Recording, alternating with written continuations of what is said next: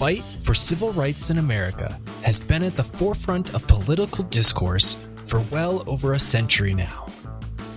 Of course, there are the big shots that many people like to quote, like Martin Luther King Jr., Rosa Parks, Malcolm X, Frederick Douglass, Harriet Tubman, W.E.B. Du Bois, and Fannie Lou Hamer.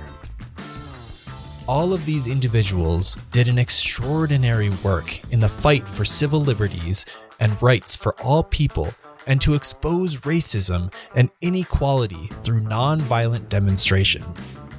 But the civil rights movement wasn't rested upon the shoulders of just a few select individuals.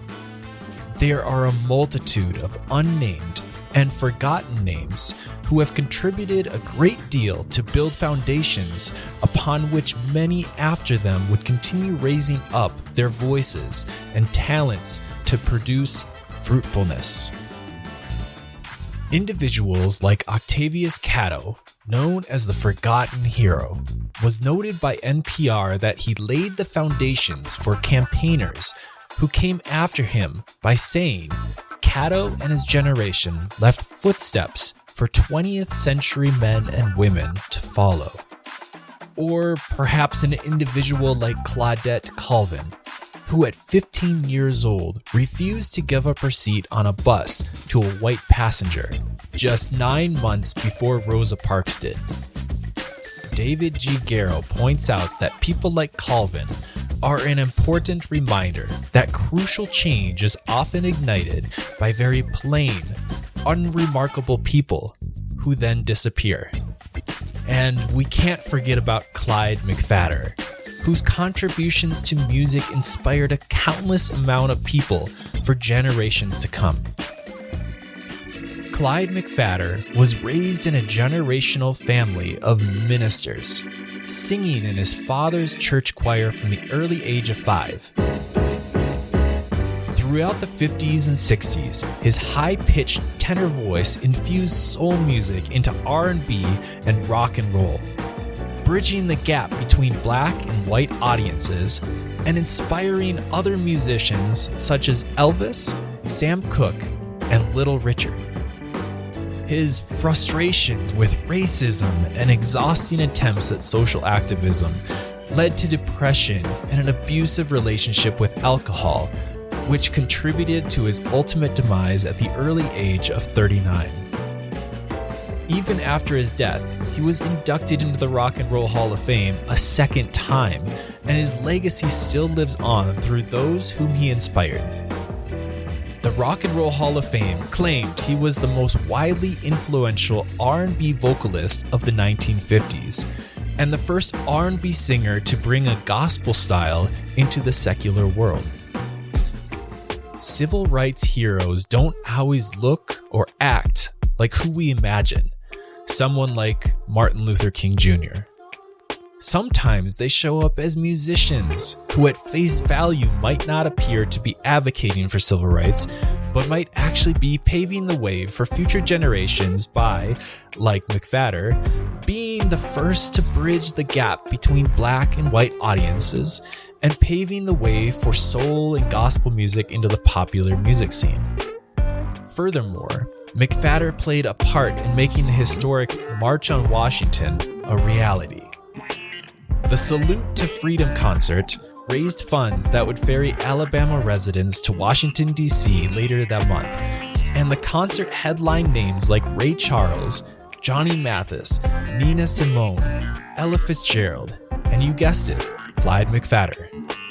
By paving the way, the impact that Martin Luther King Jr. had on the nation became exponentially more profound and impactful, which paved the way for someone like William J. Barber II. Barber, an American Protestant minister and social activist, has been leading the charge in advocating for the poor, those imprisoned, the marginalized, and the needy for our current generation. He was deeply inspired by King, and in 2017 even stepped down from the NAACP presidency to lead the Poor People's Campaign, a national call for a moral revival, which was in honor of the original 1968 campaign founded by King himself. In the book 400 Souls by Ibram X. Kendi, Barber is quoted by saying, "Though slavery officially ended after the Civil War, the Christianity that blessed white supremacy did not go away. It doubled down on the lost cause, endorsed racial terrorism during the Redemption era, blessed the leaders of Jim Crow, and continues to endorse racist policies as traditional values under the guise of a religious rite. I understand why, for my entire ministry, the number of people who choose not to affiliate with any religious tradition has doubled each decade. An increasingly diverse America is tired of the old slaveholder religion. We who speak out in public life to insist that God cares about love, justice, and mercy, and to call people of faith to stand with the poor, the uninsured, the undocumented, and the incarcerated, are often accused of preaching something new. But those who claim traditional values to defend unjust policies do not represent the tradition. They do not represent my people for generations that there is no way to worship Jesus without being concerned about justice in the world." William J. Barber II, 400 Souls, A Community History of African America, 1619 to 2019.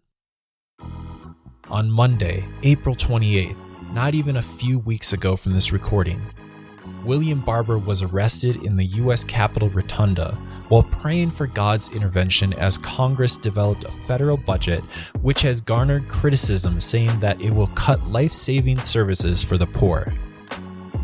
This came right after the White House publicly and very piously shared a video holding a worship revival service, a service which was a self-congratulatory concept for people who already held power.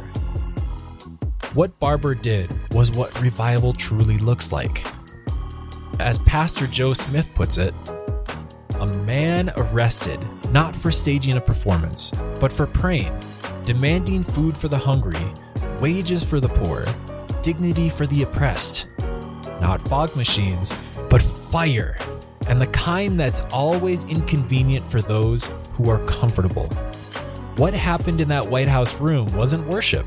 It was idolatry. Worshipping proximity to power. Worshipping a Jesus made in their own image. Paul Tillich made a comment in regards to Mary's waist of valuable nard in the alabaster jar, which shows up in all four Gospels. Tillich says, "The history of humankind is the history of men and women who wasted themselves and were not afraid to do so. They did not fear to waste themselves in the service of a new creation. They wasted out of a fullness of their hearts." I think what Tillich is getting at is how we choose to show our love towards others should not be what is convenient, but rather what is inconvenient. This shouldn't be doing something for the sake of doing it, but rather meeting people where they are and using your time and resources with intentionality. This may be by setting aside your valuable time, or even doing something through your arts. Wendell Berry, in his poem, Manifesto, The Mad Farmer Liberation Front, wrote, "Every day do something that won't compute. Love the Lord. Love the world. Work for nothing. Love someone who does not deserve it. Give your approval to all you cannot understand. Invest in the millennium. Plant sequoias. Expect the end of the world. Laugh. Laughter is immeasurable.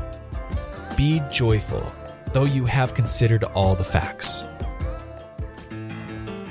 This may sound simple, and it is. It is something that we can practice every day. This is how we build discernment among the chaos of the world. We practice our non-violence by the ordinary everyday. Laughter, loving someone who doesn't deserve it, planting a tree. We do not win over perceived enemies by bashing them over the head with Bible verses, but rather, as Jesus puts it, to love our enemies. Reverend William Barber II sums this up by saying, "It's not enough to conquer the opposition.